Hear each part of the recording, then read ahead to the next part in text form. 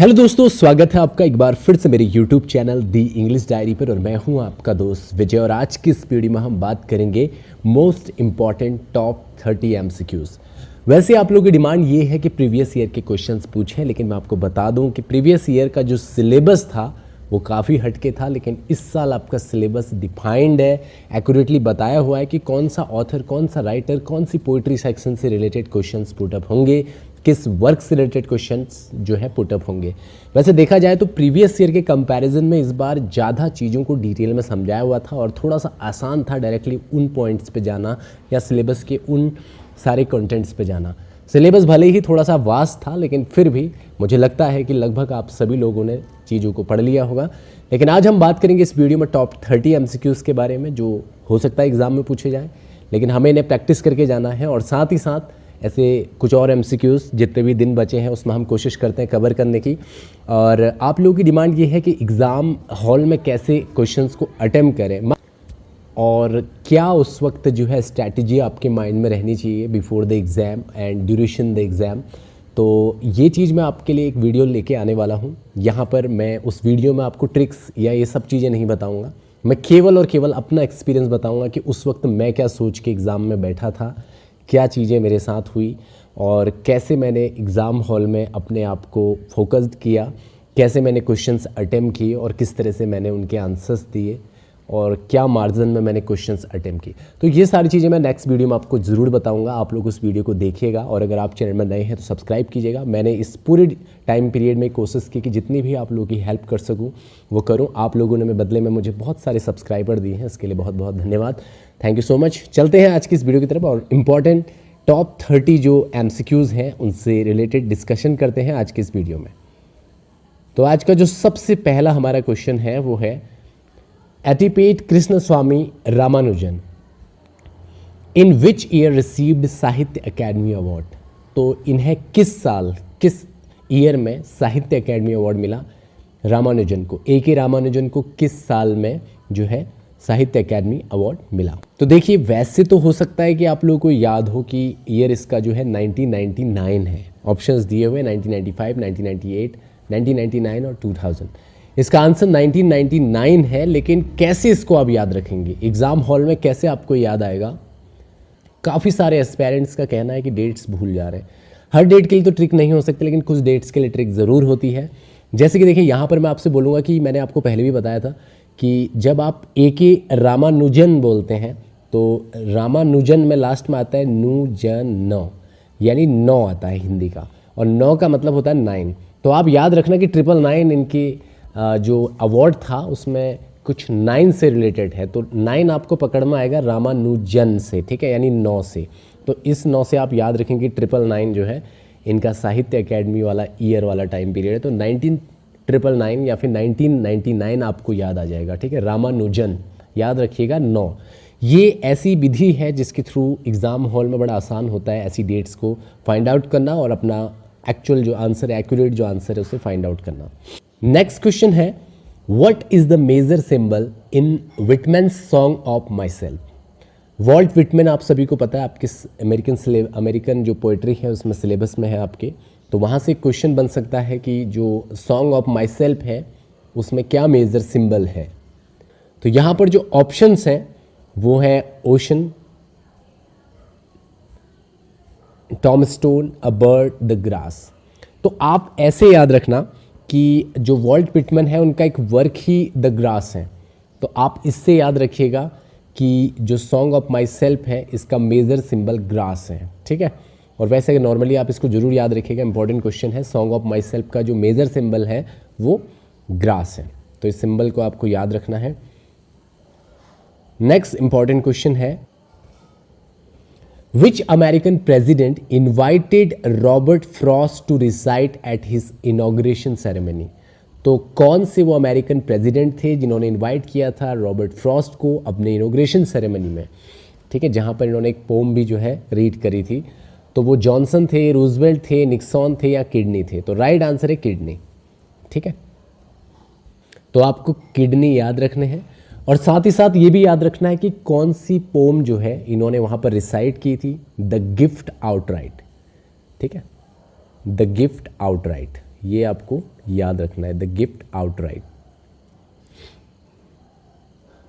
Sorry, directly मैं out लिखने लग गया, तो आप इसको थोड़ा सा छोटा करके मैं लिख देता हूँ, द गिफ्ट आउटराइट।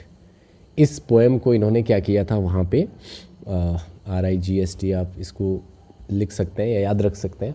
ये पोएम इन्होंने वहाँ पर रिसाइट की थी उस इनॉग्रेशन सेरेमनी में।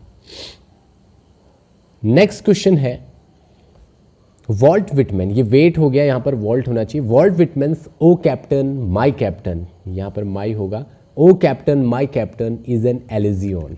तो ओ कैप्टन माई कैप्टन जो है ये एलिजी किस पर है, जॉन F किडनी पे, अब्राहम लिंकन पे, बोजवेल पे, हिज फादर पे। तो जो ये लाइन है, ये एलिजी जो लिखी हुई है इन्होंने, ये किसके लिए लिखी हुई है, तो इसका राइट आंसर है अब्राहम लिंकन। अब्राहम लिंकन की डेथ के समय जो है इन्होंने इस लाइन को बोला है, ओ कैप्टन माई कैप्टन। याद रखिएगा, O captain my captain Abraham Lincoln के लिए यहाँ पर यूज़ किया हुआ है। नेक्स्ट क्वेश्चन है, who is the author of a mask of mercy. Mask of mercy के ऑथर कौन है? इंपॉर्टेंट वर्क है, इसीलिए मैंने इसको इंपॉर्टेंट MCQs में रखा है। Robert Frost, D.H. Lawrence, Ernest Hemingway, G.B. Shaw. तो इसका राइट आंसर है Robert Frost. Mask of mercy Robert Frost ने लिखा है, ये आपको याद रखना है। नेक्स्ट क्वेश्चन है, the line earth the right place for love is written by. ये line earth is the right place for love, ये लाइन किसने लिखी है, यहाँ पर ये पूछा हुआ है। William Wordsworth, Walt Whitman, Robert Frost या एल्फ्रेड टेनिसन। तो राइट आंसर है रॉबर्ट फ्रॉस्ट। लेकिन रॉबर्ट फ्रॉस्ट ने इस लाइन को किस पोम में बोला है, तो इसका राइट आंसर भी मैं आपको बता देता हूँ, आपको पता रहना चाहिए। बर्चेस में उन्होंने ये लाइन आती है उनकी। बर्चेस, अगर आपने पोएम पढ़ी है उनकी तो ऑब्वियस सी बात है कि आपने से ज़रूर इस लाइन को देखा होगा। तो बर्चेस वाली पोएम में ये लाइन दी हुई है, earth is the right place for love. Robert Frost की लाइन है, याद रखिएगा इस क्वेश्चन को। नेक्स्ट क्वेश्चन है यहाँ पे, Who is called a Selvian historian in the poem On a Grecian Urn? On a Grecian Urn आप सभी को पता है रॉबर्ट फ्रॉस्ट की पोम है, और यहाँ क्वेश्चन पूछा है सेल्वियन हिस्टोरियन किसे बोला गया है। तो डांसिंग लवर को, एजिंग ट्री को, लोविंग काउ को, या फिर ऑड ऑन ग्रीशियन अर्न। यहाँ पर ये जो फोर्थ ऑप्शन है ये केवल ग्रीशियन अर्न है यहाँ पर ऑप्शन, ठीक है। तो इसका राइट आंसर है ग्रीशियन अर्न को। ग्रीशियन अर्न को यहाँ पर सेल्वियन हिस्टोरियन बोला हुआ है। तो आप याद रखिएगा कि सेल्वियन हिस्टोरियन किसे बोला था, ग्रीशियन अर्न को। नेक्स्ट क्वेश्चन है, Keats drop the first stanza of one of his odd, it was from. कीट का वो कौन सा ऐसा ऑड है जिससे उन्होंने एक लाइन को ड्रॉप किया था।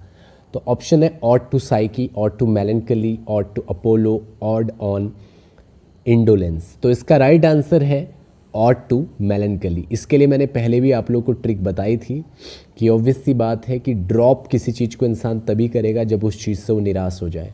इंसान ड्रॉप आउट किसी चीज़ से तभी करता है जब वो उससे निराश हो जाए, दुखी हो जाए। तो मेलेंकली का मतलब निराशा से ही है।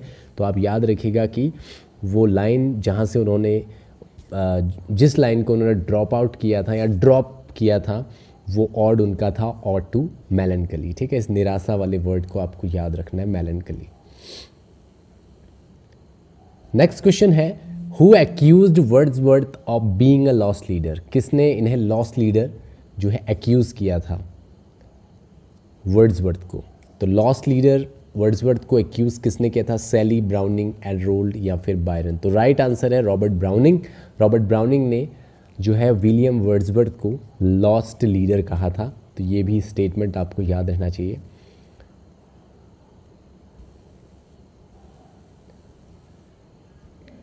नेक्स्ट क्वेश्चन है, the cottage which was named the evening star is gone, whose cottage is refer to. ये इवनिंग स्टार किसका कॉटेज था, of the Highland girl, of the leech gatherer, of Michael, of Lucy. ये 4 options है। तो अगर आपने pome पढ़ी है तो इवनिंग स्टार जो है वो माइकल का क्या है, कॉटेज है। माइकल के कॉटेज का नाम जो है वो इवनिंग स्टार था।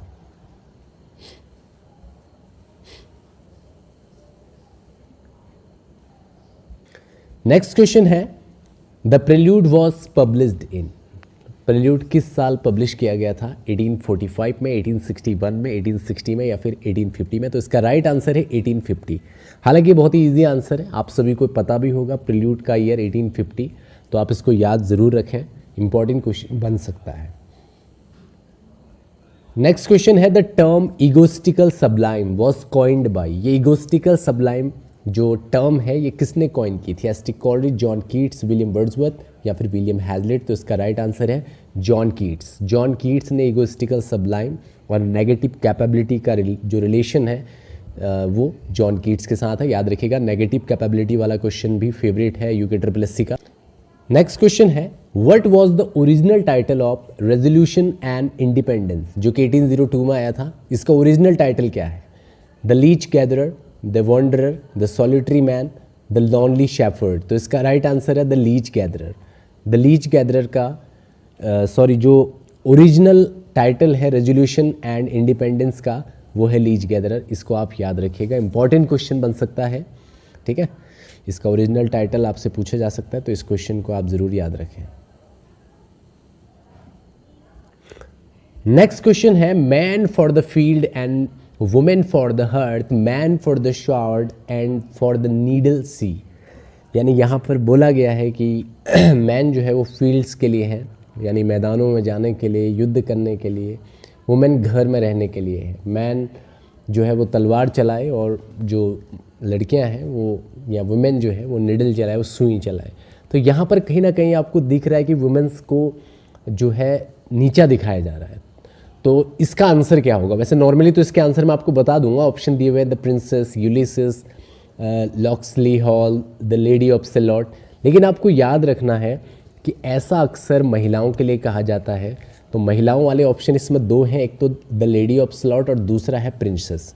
तो आप सभी को पता है कि जो है प्रिंसेस यानी जो स्टार्टिंग में अपने घर की प्रिंसेस होती है, एक समय के बाद जब वो बड़ी होने लगती है, जब उसे गर्ल बन जाती है, तो वहाँ पे उसके साथ ये सारी चीज़ें आ जाती हैं, उसके लिए बाउंडेशंस क्रिएट होती हैं। तो आप ऐसे याद रखिएगा कि प्रिंसेस बिटिया को बोलते हैं और उसके लिए बहुत सारे ऐसे बाउंडेशंस, रिस्ट्रिक्शंस जीवन में लगा दिए जाते हैं। तो यानी जब भी आपको ये दिखे कि मैन फील्ड में काम करे, महिलाओं को थोड़ा सा नीचा दिखाया जा रहा है, तो ऐसी सिचुएशन में आप इस लाइन में याद रखें कि ये प्रिंसेस से रिलेटेड है, ठीक है।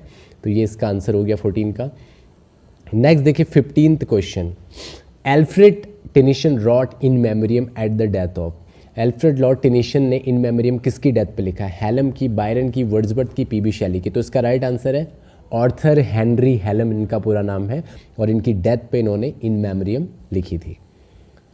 कभी कभी दोस्तों ये क्वेश्चंस बहुत इजी लगते हैं लेकिन एग्जाम में हमसे गलती हो जाती है, इसीलिए मैंने इन इंपॉर्टेंट क्वेश्चंस को आपसे डिस्कस कर रहा हूं, आप ध्यान से इन्हें देखिएगा। नेक्स्ट क्वेश्चन है मर्डर इन द कैथेड्रल, 1935 में पब्लिश हुआ था, ईयर जरूर याद रखें। Was written by, murder in the cathedral जो है 1935 में वो किसके द्वारा लिखा गया था? Virginia Woolf, Ezra Pound, T S. Eliot, G B. Shaw. तो इसका जो राइट आंसर है वो है टी.एस. एलियट। टी.एस. एलियट ने लिखा था मर्डर इन द कैथेड्रल, याद रखिएगा इसको।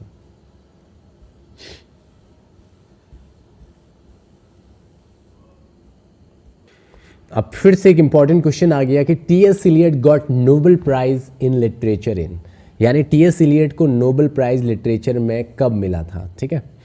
तो ईयर 1948, 1944, 1950 और 1951। राइट आंसर है 1948, ठीक है। वैसे तो मैंने पहले आपको ही बता दिया 1948 जो है इसका राइट आंसर है, लेकिन एक ट्रिक इसके लिए आप इसको याद रख सकते हैं।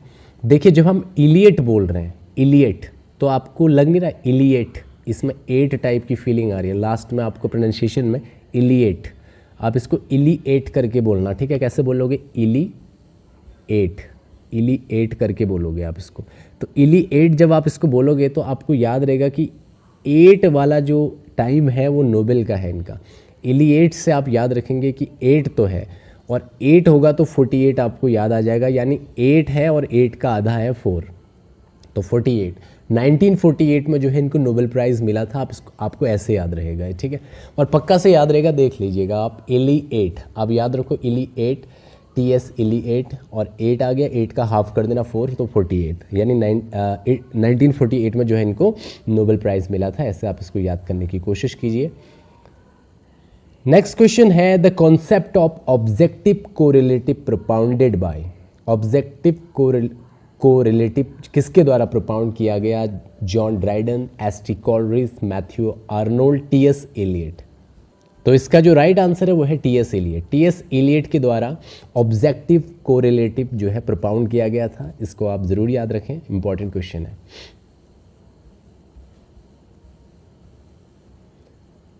नेक्स्ट क्वेश्चन है the rape of the lock is by Alexander pope published first in. सबसे पहले जब जो है ये कब पब्लिश हुआ था? 1717, 1715, 1714, 1712। तो राइट आंसर इसका है 1712, यानी the rape of the lock जो है वो 1712 में जो है सबसे पहले पब्लिश हुआ था। नेक्स्ट क्वेश्चन है good fences make good neighbours. This line occurs in which poem of Frost. Frost की किस पोम में जो है ये लाइन मैंशनड है? Good fences make good neighbours, यानी फेंसेस आप सभी जानते होंगे, अच्छी बाउंड्रीज जो है वो अच्छे पड़ोसी बनाती है। तो ये लाइन कब कही जाएगी नॉर्मली? देखिए, Birches, mending wall, the road not taken, two tramps in mud time. तो यहाँ पर इसका जो राइट आंसर होगा, देखिए फेंसेस की बात की है। फेंसेस बाड़ वगैरह को बोलते हैं, ठीक है, जो हम घरों में बनाते हैं। अगर आप अच्छी बाड़ें बनाएंगे तो अच्छे जो हैं आपके पड़ोसी होंगे, क्योंकि आपका उनसे झगड़ा नहीं होगा। तो सिंपल सी बात है, बाड़ को हम वॉल भी कह सकते हैं, ठीक है।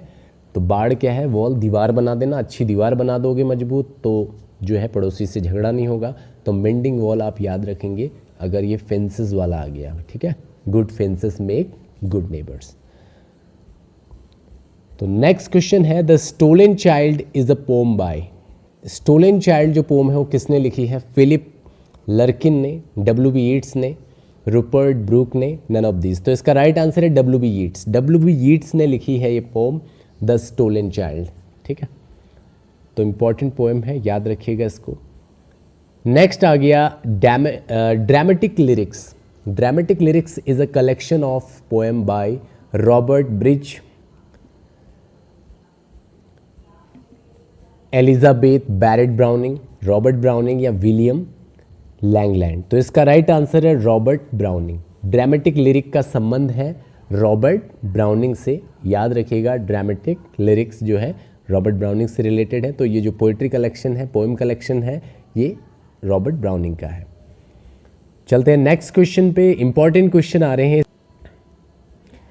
The mayor of कास्टरब्रिज was published in. Mayor of कास्टरब्रिज आपका दिया हुआ है आपके सिलेबस में। तो ये कब पब्लिश हुआ? 1884, 1885, 1886, 1887। The right answer is 1886। Mayor of Casterbridge, याद रखिएगा 1886।